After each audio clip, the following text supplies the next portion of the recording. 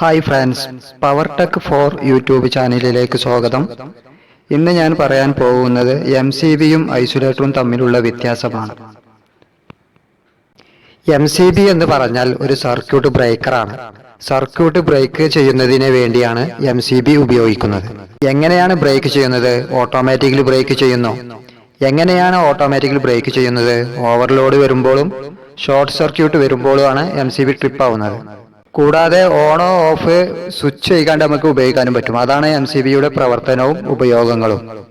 ഐസൊലേറ്ററിനെ വെച്ച് നോക്കുമ്പോൾ ഐസൊലേഷന് മാത്രമാണ് ഉപയോഗിക്കുന്നത്. ഒരു സാധാരണ ഐസൊലേറ്റർ അതിനകത്ത് ഓട്ടോമാറ്റിക്കലി ഓൺ ഓഫ് ഇല്ല, ഒരു മെക്കാനിക്കൽ ഓൺ ഓഫ് സ്വിച്ച് മാത്രമാണ് അതിനകത്തുള്ളത്. ഇത്ര മാത്രമാണ് ഐസൊലേറ്റർ ചെയ്യുന്നത്. എന്നാൽ MCB അങ്ങനല്ല, ഒരു പ്രൊട്ടക്ഷൻ നമുക്ക് തരുന്നുണ്ട്. MCBയുടെ full form miniature circuit breaker എന്നാണ് പറയുന്നത്. ഐസൊലേറ്ററിനെ സംബന്ധിച്ചിടത്തോളം ഒരു പ്രൊട്ടക്ഷൻ നമുക്ക് തരുന്നില്ല. അതാണ് ഐസൊലേറ്ററും MCBയും തമ്മിലുള്ള വ്യത്യാസം. ഈ ചെറിയ വിവരം നിങ്ങൾക്ക് മനസ്സിലായി എന്ന് വിചാരിക്കുന്നു. മനസ്സിലായാൽ ചാനൽ സബ്സ്ക്രൈബ് ചെയ്യുക, ഷെയർ ചെയ്യുക, ലൈക്ക് ചെയ്യുക. എന്തെങ്കിലും സംശയം ഉണ്ടെങ്കിൽ താഴെ കമന്റ് ബോക്സിൽ അറിയിക്കുക.